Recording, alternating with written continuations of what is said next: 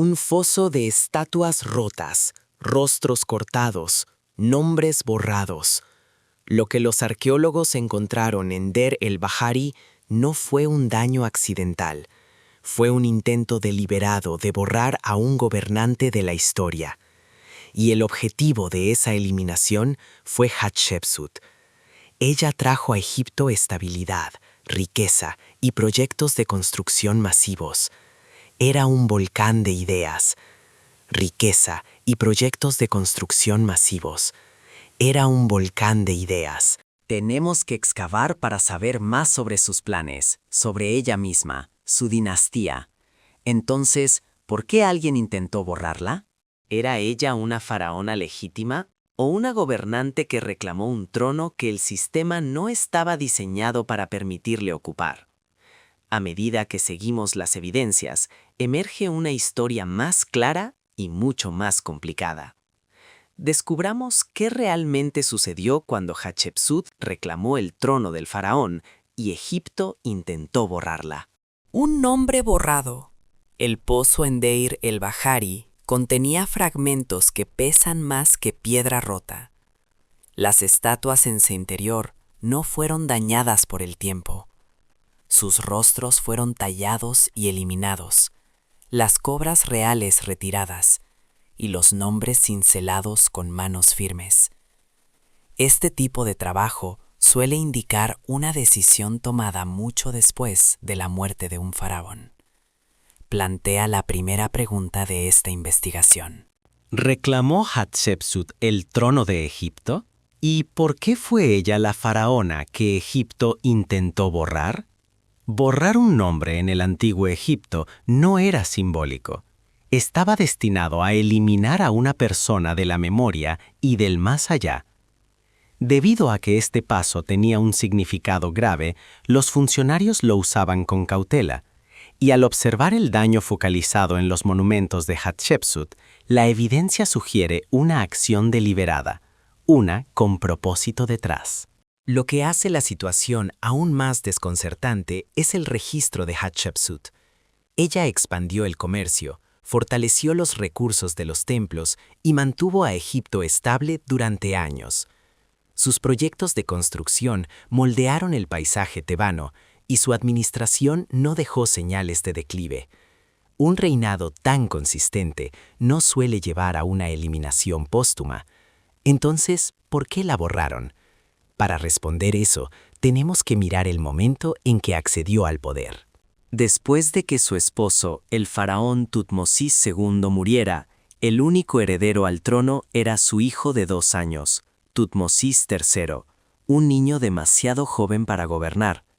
Dado que Hatshepsut era tanto la madrastra del niño como la mujer de mayor rango en la línea real, ella intervino como regente, un movimiento que se ajustaba a una costumbre de larga data. Lo que siguió después fue menos familiar. Más tarde, adoptó el rol completo de faraón, asumiendo títulos y deberes que tradicionalmente pertenecían a gobernantes masculinos. Ese cambio empujó la realeza egipcia a un territorio para el que no estaba preparada. Sus inscripciones muestran que ella entendía la necesidad de anclar su autoridad y se presentó dentro del marco del orden real establecido. Pero incluso con esas medidas, su posición no encajaba en la forma habitual de la realeza. Creó un precedente para el que el sistema no estaba preparado. Y ahí es donde comienza la fractura. Un reinado que funcionó en tiempo real se volvió políticamente inconveniente en retrospectiva. Aún no sabemos qué sucesor ordenó la eliminación de su realeza del registro, ni por qué el esfuerzo comenzó cuando lo hizo. Pero los restos en el pozo confirman una cosa. Alguien eligió redefinir cómo aparecía Hatshepsut en la historia de Egipto. Rastrear cómo se formó esa decisión lleva a la estructura en la que ella entró, las expectativas que cumplió y los límites que cruzó, detalles que revelan por qué su reinado más tarde se convirtió en un punto de corrección en la narrativa real. Y debajo de todos esos detalles yace la pregunta que sus sucesores intentaron enterrar. ¿Fue ella una verdadera faraona? ¿Un sistema que esperaba reyes? La razón por la que Egipto eliminó posteriormente su historia se hace más clara cuando examinamos el sistema en el que ella ingresó. En Egipto, el faraón no era solo un gobernante. El rol estaba ligado al mantenimiento del equilibrio en toda la tierra, a guiar los rituales, administrar la justicia y anclar el ritmo de la naturaleza. Debido a que el cargo llevaba este peso cósmico, la sucesión seguía reglas destinadas a prevenir la inestabilidad. La secuencia habitual era sencilla, de padre a hijo, a través de la gran esposa real. Cuando no existía un hijo de ese matrimonio, el siguiente varón en la línea familiar heredaba. Las mujeres accedían al poder solo como regentes, actuando en nombre de reyes jóvenes hasta que pudieran asumir el control. En estos casos, la autoridad de la regente se entendía como temporal. Este contexto agudiza la pregunta detrás del ascenso de Hatshepsut. Si una mujer que servía como regente no era algo inusual, ¿por qué su gobierno enfrentó resistencia? Porque el sistema no tenía una categoría para lo que ella eventualmente se convirtió. Los títulos disponibles para ella dejaban solo dos opciones: gran esposa real o rey. El idioma egipcio no tenía una palabra para reina, en el sentido de una soberana femenina. Así que una vez que necesitó autoridad plena para dirigir el Estado, el título de rey era la única opción viable. Después de la muerte de Tutmosis II, Hatshepsut se convirtió en regente del joven Tutmosis III. Al principio siguió la tradición, pero en los años siguientes transitó de regente a faraón reinante. Al asumir deberes normalmente reservados para el rey, ocupó una posición que el sistema nunca había destinado a una mujer. Para estabilizar ese cambio, remodeló el mensaje público en torno a su autoridad. Adoptó el nombre de trono Ma'at-Kare, alineándose con el principio del orden cósmico. Promovió una narrativa en la que Amón reconocía su derecho a gobernar. Estos pasos no estaban dirigidos a la autoglorificación, reforzaban la continuidad en un momento que carecía de ella. Su decisión creó un nuevo precedente en los registros. Y una vez que existe un precedente, los sucesores deben decidir si lo apoya o complica su propia legitimidad. Para los gobernantes posteriores, su ejemplo hizo lo segundo. Esa elección eventualmente jugó un rol directo en por qué su reinado como rey desapareció posteriormente de la vista. Cuando un regente se convertía en faraón, ¿fue Hatshepsut una verdadera faraona? La evidencia más clara de su reclamación aparece cuando examinamos de cerca cómo cambió su rol a lo largo del tiempo. Tras la muerte de Tutmosis II, la corte necesitaba a alguien capaz de gestionar los asuntos de Estado. Hatshepsut poseía linaje real, experiencia administrativa y acceso inmediato a las redes de la corte. Su nombramiento como regente tenía sentido. Las representaciones iniciales la muestran desempeñando las duties esperadas en nombre del joven rey, pero con el paso del tiempo, el registro visual y escrito cambió.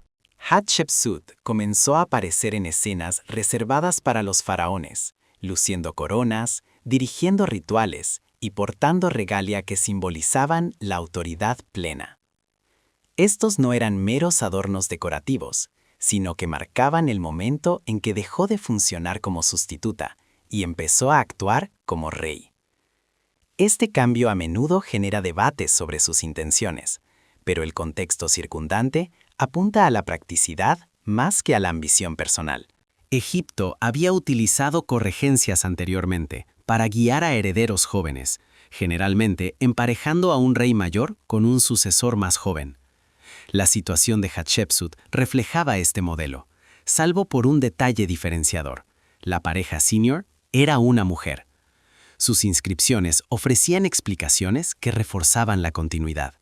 Hacían referencia al reconocimiento de su padre y al respaldo de Amón. Estos mensajes no se crearon para elevar su estatus más allá de la institución.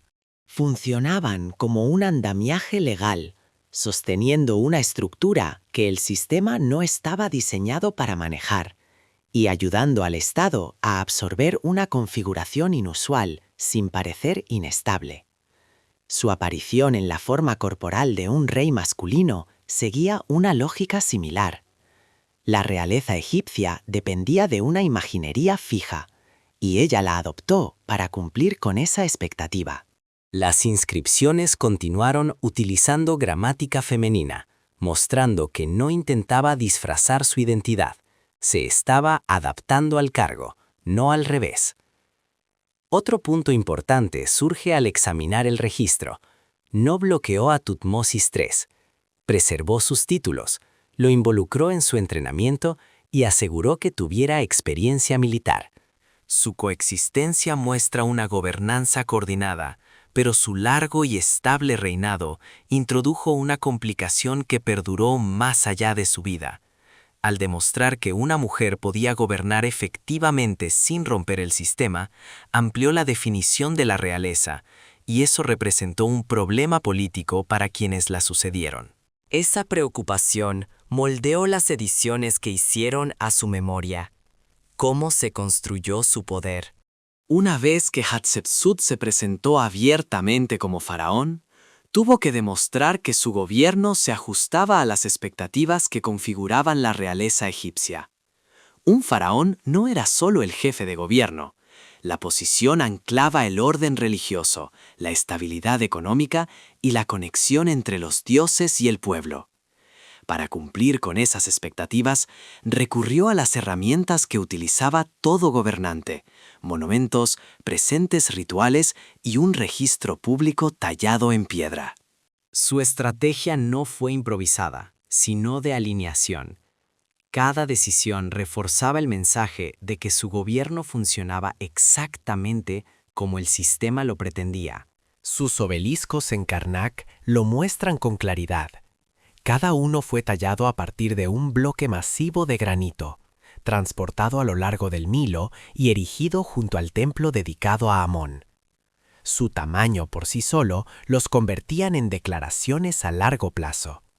Su colocación en el corazón de la religión estatal amplificaba aún más su legitimidad, y sus inscripciones vinculaban directamente su autoridad a los dioses. Estos mensajes reforzaban que su gobierno seguía los canales aceptados en lugar de situarse fuera de ellos. En un mundo donde la piedra tenía peso político, estos obeliscos actuaban como declaraciones permanentes de legitimidad. Su templo en Deir el-Bahari añade otra capa. Sus amplias terrazas y columnatas ascendentes fueron diseñadas para ceremonias que afirmaban la identidad real. En su interior, las escenas que narran la historia de su nacimiento divino la colocaban dentro del marco simbólico utilizado por muchos reyes antes que ella. Estos relieves no estaban destinados a engañar, ayudaban a los egipcios a entender su lugar en un cargo que solo habían visto ocupado por hombres. El uso de imágenes familiares daba a circunstancias inusuales una forma reconocible. Sus políticas exteriores apuntaban en la misma dirección. La expedición a Punt regresó con bienes esenciales para los rituales del templo y la vida económica: árboles de incienso, resinas, metales. Un aumento de la prosperidad durante un reinado se veía como evidencia de que los dioses aprobaban las acciones del gobernante. Bajo Hatshepsut, los registros muestran un éxito constante, no tensiones. Una economía funcional hacía más difícil para los gobernantes posteriores cuestionar su legitimidad. En conjunto, estos esfuerzos muestran que no intentó reinventar la realeza. Se integró en el sistema tal como ya existía, utilizando las mismas señales de autoridad que sus predecesores. Y eso fue precisamente el problema para los que vinieron después. Su gobierno demostró que la realeza podía extenderse más de lo esperado y seguir funcionando. Pero esto creó un tipo diferente de presión. Una mujer ejerciendo la realeza de manera efectiva hacía que la institución pareciera más flexible de lo que los gobernantes posteriores deseaban. Su presencia en piedra mostraba que el sistema podía manejar una configuración inesperada sin romperse. Para los gobernantes que intentaban retratar la realeza como inmutable y exclusivamente masculina, su éxito se convirtió en una contradicción incómoda. La evidencia arqueológica respalda esta tensión. Sus monumentos eran precisos, extensos y plenamente integrados en el ritual estatal. Esas cualidades los hacían difíciles de ignorar e incluso más difíciles de dejar en su lugar si los faraones posteriores querían restaurar una definición más estrecha de la realeza. Los mismos logros que aseguraron su autoridad eventualmente se convirtieron en la razón por la que sus sucesores se sintieron obligados a ocultarla. Los años posteriores. Hacia los últimos años de su reinado, Hatshepsut había transformado el paisaje de Egipto con proyectos de construcción, había expandido su alcance económico mediante el comercio y había mantenido la estabilidad interna. Pero cuando examinamos el registro que quedó atrás, este periodo también marca el punto en el que su historia comienza a fracturarse. Varias figuras clave que apoyaron sus decisiones iniciales desaparecieron. Hapu-Seneb, el sumo sacerdote de Amón, murió. Senenmut, su arquitecto y uno de sus funcionarios de mayor confianza, desaparece del registro histórico. Su hija, Neferura, que podría haber compartido deberes ceremoniales con ella, también desaparece de las inscripciones. Estas ausencias debilitaron la red que había reforzado su autoridad. Al mismo tiempo, Tutmosis III maduró hasta convertirse en un hábil comandante militar. Las campañas en el Levante construyeron su reputación y lo posicionaron como un gobernante que encajaba con las expectativas tradicionales de la realeza. Egipto ahora tenía un heredero completamente preparado que representaba el modelo tradicional. Cuando Hatshepsut murió, Tutmosis III no alteró inmediatamente sus monumentos ni sus títulos. La continuidad administrativa se mantuvo fuerte, los proyectos de construcción continuaron y el gobierno prosiguió sin disrupciones visibles. Esta fase no respalda la idea de un gobernante que buscaba venganza. El cambio aparece mucho más tarde. Hacia el final del reinado de Tutmosis III, los trabajadores tallaron para eliminar las imágenes de Hatshepsut como rey. Sus estatuas fueron rotas y enterradas en fosas organizadas. Sus cartuchos fueron eliminados solo de las escenas donde aparecía en forma real completa. Las representaciones de ella como regente, sin embargo, se dejaron intactas. Este enfoque selectivo revela el propósito: eliminarla de la línea de reyes, mientras se preservaba su rol anterior. Este ajuste creó una sucesión simplificada, de Tutmosis II directamente a Tutmosis III. Permitió que los registros posteriores evitaran reconocer por completo a una reina femenina. La cronología se vuelve aún más clara cuando consideramos al hijo de Tutmosis III, Amenhotep II. Su reinado enfatizó la masculinidad tradicional, el atletismo y un linaje firme. Un ejemplo reciente de una mujer gobernando con éxito no encajaba con la imagen que quería proyectar. La destrucción más extensa coincide con la parte inicial de su reinado, sugiriendo que aceleró el borrado. Lo que emerge no es una historia de hostilidad personal, sino de corrección política. El reinado de Hatshepsut interrumpió la línea limpia de realeza masculina de la que dependían los gobernantes posteriores para afirmar su legitimidad. El momento en que sus imágenes fueron eliminadas marca el punto en el que la necesidad política superó a la precisión histórica. ¿Cómo funcionó el borrado? Comprender por qué Egipto intentó borrar a la faraona femenina se convirtió en el foco de una eliminación sistemática y requiere observar los patrones que quedaron atrás. La destrucción no fue aleatoria, siguió reglas, límites y prioridades que revelan cómo los funcionarios abordaron la tarea. En Deir el-Bahari Muchas de sus estatuas fueron rotas y enterradas juntas de manera controlada. No fueron destrozadas hasta hacerse irreconocibles ni dispersadas por todo el sitio. Fueron retiradas de la vista sin perturbar el templo circundante. En toda Tebas, los trabajadores extrajeron cuidadosamente su nombre, preservando el resto de la inscripción. Las escenas que la mostraban únicamente como reina regente quedaron intactas, al igual que las inscripciones que involucraban a su padre. Este nivel de precisión demuestra que el objetivo no era borrarla por completo. Era eliminarla de un rol específico: rey de Egipto. El reinado egipcio dependía de una sucesión clara y ordenada. Un reinado que no encajara en los patrones esperados corría el riesgo de generar confusión sobre quién ostentaba la autoridad legítima. El reinado de Hatshepsut, aunque efectivo, no se ajustaba a la estructura preferida. Mantener intacto su registro sugería que el sistema podía cambiar de maneras que los gobernantes posteriores no querían reconocer. Las corregencias ofrecen una comparación útil. Cuando dos reyes gobernaban al mismo tiempo, ambos eran hombres, uno mayor y otro menor. El gobierno de Hatshepsut reflejaba partes de ese arreglo, pero alteraba la expectativa de género. Su éxito convirtió un ajuste temporal en un precedente visible. Para los gobernantes que deseaban proyectar una línea masculina ininterrumpida, ese precedente tenía que ser eliminado. El reinado de Amenhotep II refuerza esta interpretación. Sus inscripciones enfatizan la fuerza física, los logros militares y el descenso directo. Una reina faraona, apenas una generación antes, entraba en conflicto con el mensaje que él promovía.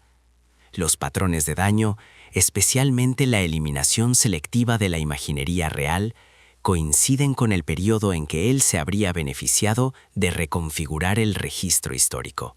El borrado no reescribió por completo la historia de Egipto. La estrechó la narrativa oficial para crear la apariencia de continuidad. Al eliminarla de las listas de reyes y de los monumentos públicos, los funcionarios restauraron la secuencia tradicional y simplificaron el relato. Hatshepsut no fue atacada porque su reinado hubiera fracasado. Fue atacada porque su presencia hacía que el reinado pareciera más flexible de lo que los gobernantes posteriores deseaban. Su ausencia en el registro visual refleja una decisión calculada para proteger una versión del pasado que respaldara las futuras pretensiones de poder. Ecos en el presente. La cuestión de si Hatshepsut reclamó el trono de Egipto sigue siendo relevante porque revela cómo se configura la autoridad, no solo en el antiguo Egipto, sino en toda sociedad que registra su propio pasado. Su desaparición de los registros muestra que la legitimidad puede ser editada, preservada o reescrita dependiendo de quién controle la narrativa. Durante décadas, los primeros eruditos la describieron como alguien que se salió de los límites aceptables. Esa interpretación estaba moldeada por los supuestos de la época, no por la evidencia. A medida que los investigadores regresaron al registro físico, estatuas, inscripciones, capas de construcción, emergió una imagen diferente. El análisis de los daños reveló que el borrado no ocurrió inmediatamente después de su muerte. Sucedió mucho más tarde, cuando los sucesores necesitaban una línea de sucesión masculina clara. Los fragmentos reensamblados mostraron que ella operó dentro de las tradiciones establecidas, en lugar de en contra de ellas. Los registros también confirmaron que preparó a Tutmosis III para el gobierno, contradiciendo la idea de que bloqueó su ascenso. A medida que más evidencia salió a la luz, su imagen pasó de ser una disruptora a una estabilizadora. Este cambio destaca un problema más amplio. Las narrativas históricas a menudo dependen de qué piezas de evidencia sobreviven y cuáles se enfatizan. Cuando los arqueólogos reconstruyeron sus estatuas y restauraron las escenas en las paredes, la historia cambió. El registro físico desafió las visiones arraigadas durante mucho tiempo y permitió que surgieran nuevas interpretaciones. Su caso ahora sirve como modelo de cómo la memoria puede ser moldeada o remodelada por necesidades políticas. Se convirtió en un recordatorio de que el registro del pasado no siempre está asentado. Puede ser ajustado, reparado o corregido a medida que aparece nueva información. Hoy, Hatshepsut se erige como una gobernante cuyos logros estuvieron a punto de ocultarse, pero que finalmente fueron recuperados.